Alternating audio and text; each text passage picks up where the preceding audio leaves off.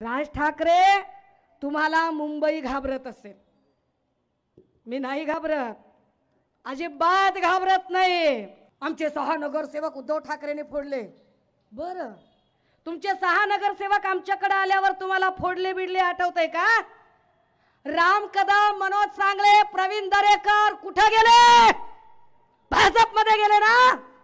मग भाजपमध्ये ज्यावेळेला ते गेले तेव्हा राज ठाकरे तुमच्या तोंडात दात नव्हते का तेव्हा बोलायला?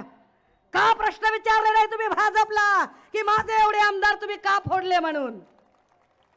तिकडे पुण्यामध्ये रुपाली ठोंबरे, वसंत मोरे कुणी फोडले? कुणी फोडले? कुणाच्या नावावर गेले? राज ठाकरे तुम्हाला मुंबई घाबरत असेल, मी नाही घाबरत, अजिबात घाबरत नाही।